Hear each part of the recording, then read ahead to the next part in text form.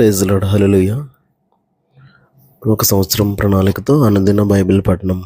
ఈరోజు 11 జూన్ 2025. ఈ సంవత్సరంలో 162వ రోజు. ఈ రోజు కొరకు ఏర్పాటు చేయబడిన బైబిల్ వాక్య భాగాలు పాత నిబంధన 2వ దినవృత్తాంతములు 34, 35, 36 అధ్యాయాలు మరియు కొత్త నిబంధన యోహాను సువార్త 19వ అధ్యాయము 1వ వచనం నుంచి 22వ వచనం వరకు. మొదటిగా 2వ దినవృత్తాంతములు 34వ అధ్యాయం. యోషియా ఏలన ఆరంభించినప్పుడు 8 ఏండ్ల వాడై యెరూషలేములో 31 సంవత్సరము ఏలెను. అతడు యెహోవా దృష్టికి నీతిని అనుసరించుచు కుడికైనను ఎడమకైనను తొలగకుండా తన పితరుడైన దావీదు చూపిన ప్రవర్తనకు సరిగా ప్రవర్తించను. తన ఏలుబడి యందు 8వ సంవత్సరమున తానింకను బాలుడై ఉండగానే అతడు తన పితరుడైన దావీదు యొక్క దేవుని యొద్ద విచారించుటకు పూనుకొనిన వాడై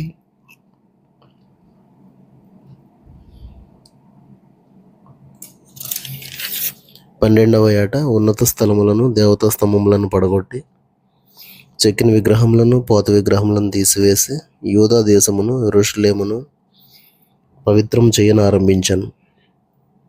అతడు చూచుచుండగా జనులు బయలుదేవతల బలిపీఠములను పడగొట్టి వాటిపైన ఉన్న సూర్య దేవతల విగ్రహములను అతని ఆజ్ఞ చొప్పున నరికివేసి దేవతా స్తంభములను చెక్కిన విగ్రహములను పోత విగ్రహములను తొత్తునీయులుగా కొట్టి చూర్ణం చేసి వాటికి బలులు అర్పించిన వారి సమాధుల మీద చల్లివేసిరి. బయలుదేవత యాజకుల శల్యములను బలిపీఠముల మీద అతడు కాల్పించి యూదా దేశమును యెరూషలేమును పవిత్రపరిచాను. ఆ ప్రకారము అతడు మనష్షే, ఎఫ్రాయిము, షిమ్యోను దేశముల వారి పట్టణముల్లోనూ నఫ్తాలి మన్యమునందును చుట్టుపట్లనున్న పాడు స్థలములన్నిటను బలిపీఠములను పడగొట్టాను. బలిపీఠములను దేవతా స్తంభములను పడగొట్టి చెక్కిన విగ్రహములను చూర్ణం చేసి ఇజ్రాయేలీల దేశమంతటనున్న సూర్య దేవతా విగ్రహములన్నిటినీ నరికివేసి అతడు యెరూషలేమునకు తిరిగి వచ్చాను. అతని ఏలుబడి యందు 18వ సంవత్సరమున దేశమును మందిరమును పవిత్రపరచుట అయిన తరువాత అతడు అజల్యా కుమారుడైన షాఫానును పట్టణాధిపతి అయిన మయసేయాను రాజ్యపు దస్తావేజుల మీదనున్న యోవాహాజు కుమారుడగు యోవాహాజును తన దేవుడైన యెహోవా మందిరమును బాగు చేయుటకై పంపాను. వారు ప్రధాన యాజకుడైన హిల్కీయా వద్దకు వచ్చి ద్వారపాలకులైన లేవీయులు మనష్షే, ఎఫ్రాయిమీల దేశముల యందు ఇజ్రాయేలు వారిలో శేషించి ఉన్న వారందరి యొద్ద నుండి యూదా బెన్యామీనీయులందరి యొద్ద నుండి కూర్చి దేవుని మందిరంలోనికి తీసుకుని వచ్చిన ద్రవ్యమును అతనికి అప్పగించరు. వారు దానిని యెహోవా మందిరపు పని మీదనున్న పై విచారణకర్తలకు ఇయ్యగా దాన్ని బాగు చేయుటకును యూదా రాజులు పాడు చేసిన ఇండ్లకు దూలములను అమర్చుటకును చెక్కిన రాళ్లను జోడింపు పనికి మ్రానులను కొనుటకై యెహోవా మందిరమునందు పనిచేయు వారికిని శిల్పకారులకును దానిని ఇచ్చిరి. ఆ మనుష్యులు ఆ పనిని నమ్మకముగా చేసిరి. వారి మీది పై విచారణకర్తలు ఎవరనగా మెరారీయులైన లేవీయులకు యహతు, ఓబద్యా అనువారును పని నడిపించుటకు ఏర్పడిన కహాతీయులకు జకర్యా, మెషుల్లాము అనువారును. లేవీయులలో వాద్య ప్రవీణులైన వారు వారితో కూడా ఉండిరి. మరియు బరువులు మోయేవారి మీదను ప్రతి విధమైన పని జరిగించే వారి మీదను ఆ లేవీయులు పై విచారణకర్తలుగా నియమింపబడిరి. మరియు లేవీయులలో లేఖకులను, పరిచారకులను, ద్వారపాలకులను అయిన వారు ఆయా పనుల మీద నియమింపబడిరి. యెహోవా మందిరంలోనికి తేబడిన ద్రవ్యమును బయటకు తీసుకుని వచ్చినప్పుడు మోషే ద్వారా యెహోవా దయచేసిన ధర్మశాస్త్రముల గ్రంథము యాజకుడైన హిల్కీయాకు కనబడెను. అప్పుడు హిల్కీయా, యెహోవా మందిరమందు ధర్మశాస్త్రము గల గ్రంథము నాకు దొరికినని శాస్త్రియగు షాఫానుతో చెప్పి ఆ గ్రంథమును షాఫానుకు అప్పగించాను. షాఫాను ఆ గ్రంథమును రాజునొద్దకు తీసుకుని పోయి రాజుతో ఇట్లనెను, నీ సేవకులకు నీవు ఆజ్ఞాపించినదంతయు వారు చేయుచున్నారు. యెహోవా మందిరమునందు దొరికిన ద్రవ్యమును వారు పోగు చేసి పై విచారణకర్తల చేతికిని పనివారి చేతికిని దాన్ని అప్పగించి ఉన్నారు. మరియు యాజకుడైన హిల్కీయా నాకు ఒక గ్రంథం ఇచ్చినని రాజు ఎదుట మనవి చేసుకుని శాస్త్రియగు షాఫాను రాజు సముఖమున్న దాని నుండి చదివి వినిపించాను.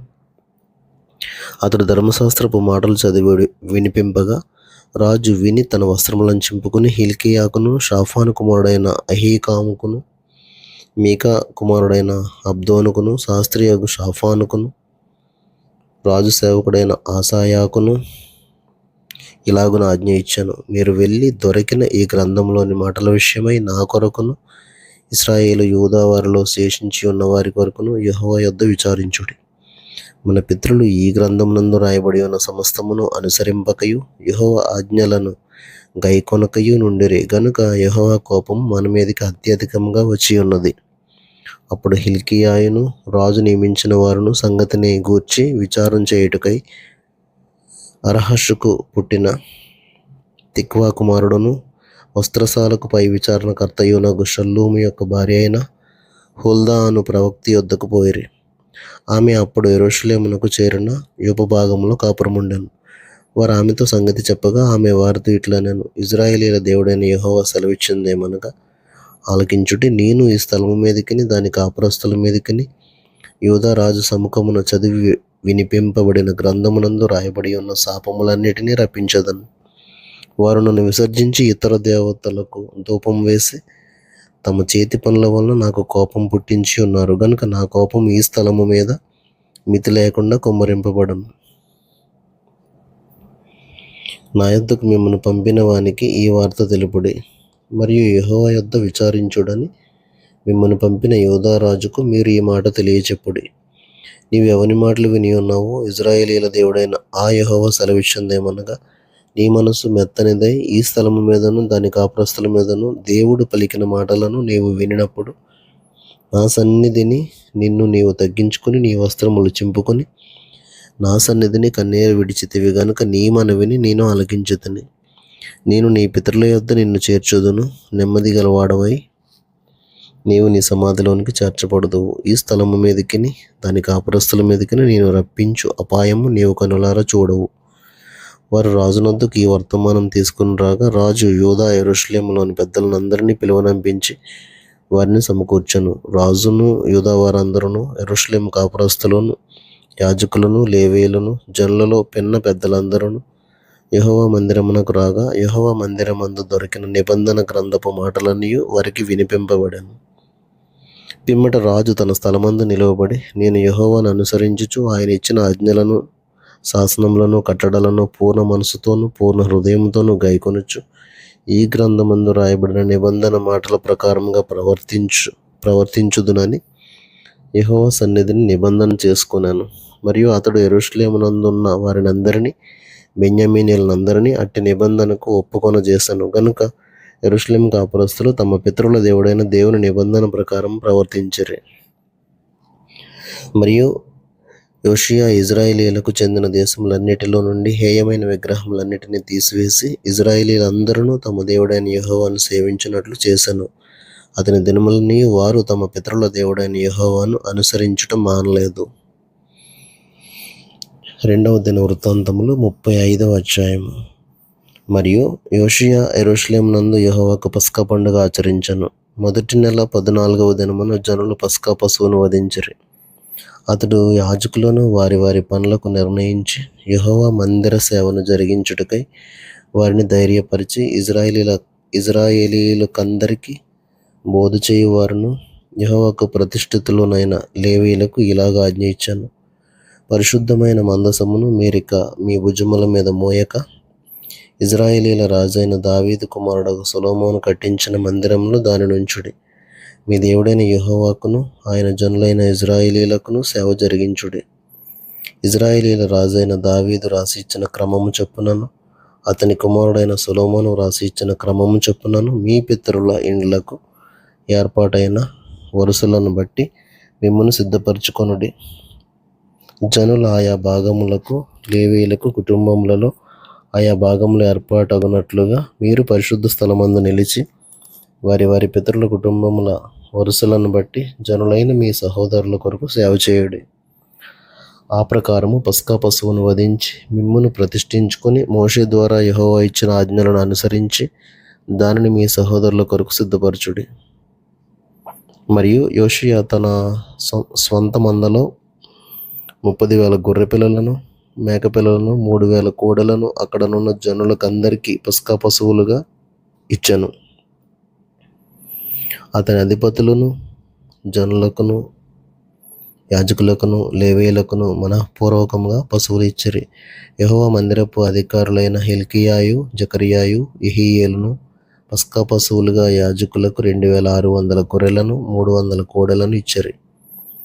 కొనన్యాయు, అతని సహోదరులైన షమయాయు, నెతనేలును, లేవీయులలో అధిపతులగు అషబ్యాయు, యెహీయేలును, యోజాబాదును పస్కా పశువులుగా లేవీయులకు 5,000 గొర్రెలను, 500 కోడెలను ఇచ్చిరి.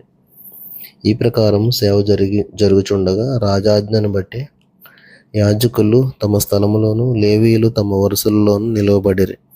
లేవీయులు పస్కా పశువులను వధించి రక్తమును యాజకులకు ఇయ్యగా వారు దాన్ని ప్రోక్షించిరి. లేవీయులు పశువులను ఉలవగా మోషే గ్రంథంలో రాయబడిన ప్రకారము జనుల కుటుంబముల విభాగము చొప్పున యెహోవాకు అర్పణగా ఇచ్చుటకు దహనబలి పశు మాంసమును యాజకులు తీసుకొనిరి.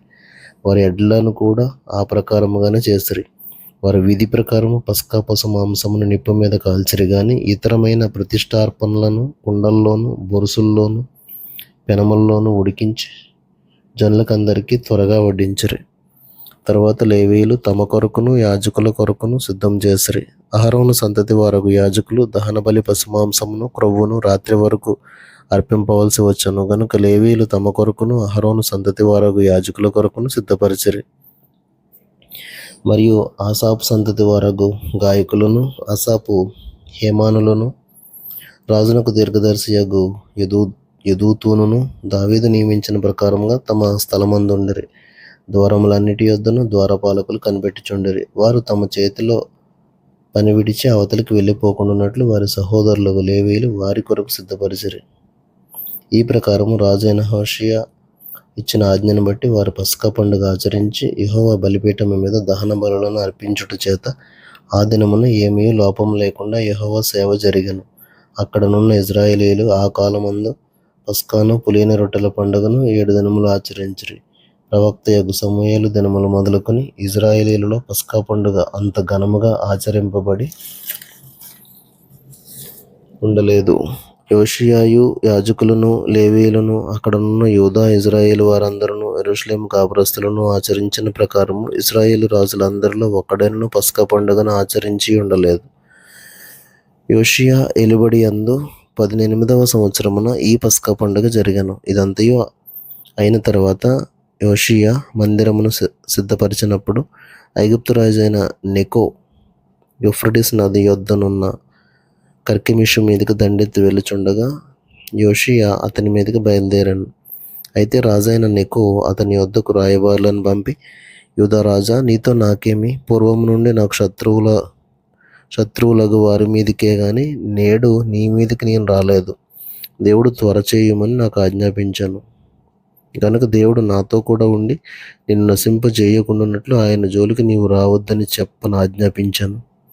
అయినను యోషియా అతనితో యుద్ధం చేయగోరి అతని యొద్ద నుండి తిరిగిపోక మారువేషం ధరించుకుని యెహోవా నోటి మాటలుగా పలుకబడిన నెకో మాటలను వినక మెగిద్దో లోయందు యుద్ధం చేయవచ్చాను. వీళ్ళు కాండ్రు రాజైన యోషియా మీద బాణములు వేయగా రాజు తన సేవకులను చూచి, నాకు గొప్ప గాయం తగిలాను, ఇక్కడ నుండి నన్ను కొనిపోవడం చెప్పాను. కావున అతని సేవకులు రథం మీద నుండి అతన్ని దింపి అతనికున్న వేరు రథం మీద అతను ఉంచి యెరూషలేమునకు అతను తీసుకుని వచ్చిరి. అతను మృతి పొంది తన పితరుల సమాధులలో ఒక దాని యందు పాతిపెట్టబడాను.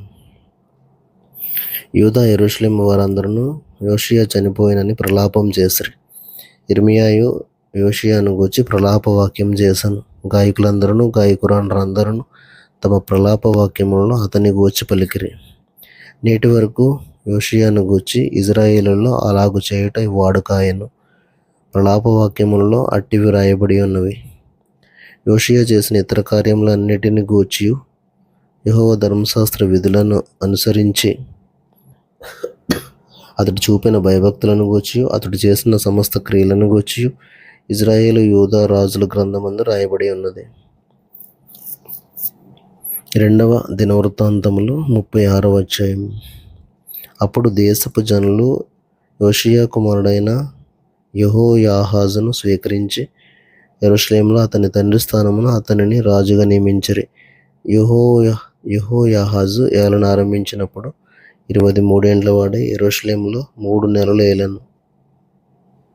ఐగుప్తు రాజు యెరూషలేమునకు వచ్చి అతన్ని తొలగించి ఆ దేశమునకు 200 మనుగుల వెండిని 2 మనుగుల బంగారమును జుల్మానాగా నిర్ణయించి అతని సహోదరుడైన ఎలియాకీమును యూదా మీదను యెరూషలేము మీదను రాజుగా నియమించి అతనికి యెహోయాకీము అని మారుపేరు పెట్టాను.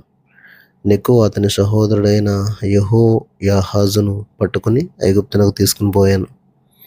యెహోయాకీము ఏలన ఆరంభించినప్పుడు 25 ఏండ్ల వాడై యెరూషలేములో 11 సంవత్సరములు ఏలెను. అతడు తన దేవుడైన యెహోవా దృష్టికి చెడు నడత నడుచుట చేత అతని మీదికి బబులోను రాజైన నెబుకద్నెజరు వచ్చి అతన్ని బబులోనునకు తీసుకుని పోవుటకై గొలుసులతో బంధించాను. మరియు నెబుకద్నెజరు యెహోవా మందిరపు ఉపకరణములలో కొన్నిటిని బబులోనునకు తీసుకుని పోయి బబులోనులోనున్న తన గుడిలో ఉంచాను. యెహోయాకీము చేసిన ఇతర కార్యములను గూర్చియు అతడు హేయ దేవతలను పెట్టుకొనుటను గూర్చియు అతని సకల ప్రవర్తనను గూర్చియు ఇజ్రాయేలు యూదా రాజుల గ్రంథమందు రాయబడి ఉన్నది. అతని కుమారుడైన యెహోయాకీను అతనికి బదులుగా రాజు ఆయను. యెహోయాకీను ఏలన ఆరంభించినప్పుడు 8 ఏండ్ల వాడై యెరూషలేములో 3 నెలల 10 దినములు ఏలెను. అతడు యెహోవా దృష్టికి చెడు నడత నడిచాను. ఏడాది నాటికి రాజైన నెబుకద్నెజరు దూతలను పంపి యెహోయాకీనును బబులోనునకు రప్పించి అతని సహోదరుడైన సిద్కియాను యూదా మీదను యెరూషలేము మీదను రాజుగా నియమించాను. మరియు అతడు రాజు వెంట యెహోవా మందిరంలోని ప్రశస్తమైన ఉపకరణములను తెప్పించాను. సిద్కియా ఏలన ఆరంభించినప్పుడు 21 ఏండ్ల వాడై యెరూషలేములో 11 సంవత్సరములు ఏలెను. అతడు తన దేవుడైన యెహోవా దృష్టికి చెడు నడత నడుచుచు ఆయన నియమించిన ప్రవక్త అయిన ఇర్మియా మాట వెనుకయు తన్ను తాను తగ్గించుకొనకయు ఉండెను. మరియు దేవుని నామమును బట్టి తన చేత ప్రమాణం చేయించిన నెబుకద్నెజరు రాజు మీద అతడు తిరుగుబాటు చేశాను. అతడు మొండితనం వహించి ఇజ్రాయేలీల దేవుడైన యెహోవా వైపు తిరగక తన మనస్సును కఠినపరుచుకొనెను. అదియుగాక యాజకుల్లోనూ జనులలోనూ అధిపతులగు వారు అన్యజనులు పూజించు హేయమైన విగ్రహములను పెట్టుకుని బహుగా ద్రోహులై యెహోవా యెరూషలేములో పరిశుద్ధపరిచిన మందిరమును అపవిత్రపరిచిరి. వారి పితరుల దేవుడైన యెహోవా తన జనుల యందును తన నివాస స్థలమందును కటాక్షము గలవాడై వారి యొద్దకు తన దూతల ద్వారా వర్తమానం పంపుచూ వచ్చెను. ఆయన పెందలకడ లేచి పంపుచూ వచ్చినను వారు దేవుని దూతలను ఎగతాళి చేయుచు ఆయన వాక్యములను తృణీకరించుచు ఆయన ప్రవక్తలను హింసించుచు రాగా నివారింప సఖ్యం కాకుండా యెహోవా కోపము ఆయన జనుల మీదకి వచ్చాను. ఆయన వారి మీదకి కల్దీయుల రాజును రప్పింపగా అతడు వారికి పరిశుద్ధ స్థలముగానున్న మందిరములోనే వారి యవ్వనులను ఖడ్గం చేత సంహరించాను. అతడు యవ్వనుల యందైనను యువతుల యందైనను ముసలివారి యందైనను నెరసిన వెంట్రుకలు గల వారి యందైనను కనికరింపలేదు. దేవుడు వారిని అందరినీ అతని చేతికి అప్పగించాను. మరియు బబులోను రాజు పెద్దవేమి చిన్నవేమి దేవుని మందిరపు ఉపకరణములన్నిటినీ యెహోవా మందిరపు నిధుల్లోనుందేమి రాజు నిధుల్లోందేమి అధిపతుల నిధుల్లోందేమి దొరికిన ద్రవ్యమంతయు బబులోనునకు తీసుకుని పోయాను. అదియుగాక కల్దీయులు దేవుని మందిరమును తగులబెట్టి యెరూషలేము ప్రాకారమును పడగొట్టి దాని యొక్క నగరులన్నిటినీ కాల్చివేసిరి. దానిలోని ప్రశస్తమైన వస్తువులన్నిటినీ బొత్తిగా పాడు చేసిరి. ఖడ్గము చేత హతులు కాకుండా తప్పించుకున్న వారిని అతడు బబులోనునకు తీసుకుని పోయాను. రాజ్యము పారసీకులు దగు వరకు వారు అక్కడనే ఉండి అతనికిని అతని కుమారులకును దాసులైరి. ఇర్మియా ద్వారా పలుకబడిన యెహోవా మాట నెరవేరుటకై విశ్రాంతి దినములను దేశం అనుభవించే వరకు ఇది సంభవించను. దేశం పాడగానున్న 70 సంవత్సరముల కాలము అది విశ్రాంతి దినములను అనుభవించను. పారసీక దేశపు రాజైన కోరెషు ఏలుబడి యందు మొదటి సంవత్సరమున ఇర్మియా ద్వారా పలుకబడిన తన వాక్యమును నెరవేర్చుటకై యెహోవా పారసీక దేశపు రాజైన కోరెషు మనస్సును ప్రేరేపింపగా అతడు తన రాజ్యమందంతటను చాటించి వ్రాతమూలముగా ఇట్లు ప్రకటన చేయించాను. పారసీక దేశపు రాజైన కోరెషు ఆజ్ఞాపించినదేమనగా, ఆకాశమందలి దేవుడైన యెహోవా లోకమందున్న సకల జనములను నా వశం చేసి యూదా దేశమందున్న యెరూషలేములో తనకు మందిరమును కట్టించమని నాకు ఆజ్ఞ ఇచ్చి ఉన్నాడు. కావున మీలో ఎవరు ఆయన జనులై ఉన్నారో వారు బయలుదేరవచ్చును. వారి దేవుడైన యెహోవా వారికి తోడుగా ఉండునుగాక.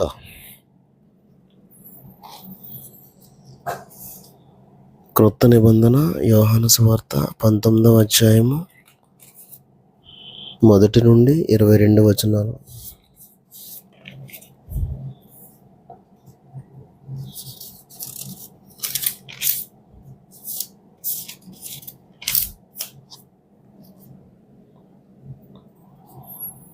అప్పుడు పిలాతు యేసును పట్టుకుని ఆయనను కొరడాలతో కొట్టించాను. సైనికులు ముండ్లతో కిరీటము నల్లి ఆయన తల మీద పెట్టి ఊదారంగు వస్త్రము ఆయనకు తొడిగించి ఆయన యొద్దకు వచ్చి, యూదుల రాజా శుభమని చెప్పి ఆయనను అరచేతులతో కొట్టిరి. పిలాతు మరలా వెలుపలకు వచ్చి, ఇదిగో ఈయన యందు ఏ దోషము నాకు కనబడలేదని మీకు తెలియనట్లు ఈయనను మీ యొద్దకు వెలుపలికి తీసుకుని వచ్చుచున్నానని వారితో అనెను. ఆ ముండ్ల కిరీటమును ఊదారంగు వస్త్రమును ధరించిన వాడై యేసు వెలుపలికి రాగా పిలాతు, ఇదిగో ఈ మనుష్యుడు అని వారితో చెప్పాను. ప్రధాన యాజకులను బంట్రౌతులను ఆయనను చూచి, సిలువ వేయము, సిలువ వేయము అని కేకలు వేయగా పిలాతు, ఆయన యందు ఏ దోషమును నాకు కనబడలేదు కనుక మీరే ఆయనను తీసుకుని పోయి సిలువ వేయుడని వారితో చెప్పాను. అందుకు యూదులు, మాకొక నియమము కలదు, తాను దేవుని కుమారుడునని ఇతడు చెప్పుకొనెను గనుక ఆ నియమం చొప్పున ఇతడు చావవలనని అతనితో చెప్పిరి. పిలాతు ఆ మాట విని మరి ఎక్కువగా భయపడి తిరిగి అధికార మందిరంలో ప్రవేశించి, నీవెక్కడ నుండి వచ్చితివని యేసుని అడిగాను. అయితే యేసు అతనికి ఏ ఉత్తరము ఇయ్యలేదు. గనుక పిలాతు, నాతో మాట్లాడవా? నిన్ను విడుదల చేయుటకు నాకు అధికారం కలదనియు నిన్ను సిలువ వేయుటకు నాకు అధికారం కలదనియు నీవెరగవా అని ఆయనతో అనెను. అందుకు యేసు, పైనుండి నీకు ఇయ్యబడి ఉంటేనే తప్ప నా మీద నీకు ఏ అధికారమును ఉండదు. అందుచేత నన్ను నీకు అప్పగించిన వానికి ఎక్కువ పాపం కలదనెను. ఈ మాటను బట్టి పిలాతు ఆయనను విడుదల చేయుటకు యత్నము చేసెను. గాని యూదులు, నీవు ఇతని విడుదల చేసితివా? కైసరునకు స్నేహితుడవు కావు. తను రాజునని చెప్పుకొని ప్రతి వాడును కైసరునకు విరోధంగా మాట్లాడుచున్నవాడే అని కేకలు వేసిరి. పిలాతు ఈ మాటలు విని యేసును బయటకు తీసుకుని వచ్చి రాళ్ళు పరిచిన స్థలమందు న్యాయపీఠం మీద కూర్చుండెను. హెబ్రీ భాషలో ఆ స్థలమునకు గబ్బతా అని పేరు. ఆ దినము పస్కాను సిద్ధపరచు దినము. అప్పుడు ఉదయం 6 గంటలు కావచ్చును. అతడు, ఇదిగో మీ రాజు అని యూదులతో చెప్పగా అందుకు వారు, ఇతనిని సంహరించుము, సంహరించుము, సిలువ వేయము అని కేకలు వేసిరి. పిలాతు, ఈ రాజును సిలువ వేయుదునా అని వారిని అడగగా ప్రధాన యాజకులు, కైసరు తప్ప మాకు వేరొక రాజు లేడనిరి. అప్పుడు సిలువ వేయబడుటకై అతడు ఆయనను వారికి అప్పగించాను. వారు యేసును తీసుకుని పోయిరి. ఆయన తన సిలువ మోసుకుని కపాల స్థలమున చోటుకి వెళ్ళాను. హెబ్రీ భాషలో దానికి గొల్గొతా అని పేరు. అక్కడ ఈ వైపున ఒకరిని, ఆ వైపున ఒకరిని మధ్యన యేసును ఉంచి ఆయనతో కూడా ఇద్దరిని సిలువ వేసిరి. మరియు పిలాతు యూదుల రాజైన నజరేయుడగు యేసు అను పై విలాసము రాయించి సిలువ మీద పెట్టించెను. యేసు సిలువ వేయబడిన స్థలము పట్టణమునకు సమీపమై ఉండెను. అది హెబ్రీ, గ్రీకు, రోమా భాషల్లో రాయబడెను గనుక యూదులలో అనేకులు దానిని చదివిరి. నేను యూదుల రాజునని వాడు చెప్పినట్టు రాయము గాని యూదుల రాజు అని రాయవద్దని యూదుల ప్రధాన యాజకులు పిలాతుతో చెప్పగా పిలాతు, నేను రాసినదేమో రాసితిననెను. దేవుడు తన పరిశుద్ధ వాక్యమును మన వినికిడిలో దీవించునుగాక. ఆమెన్.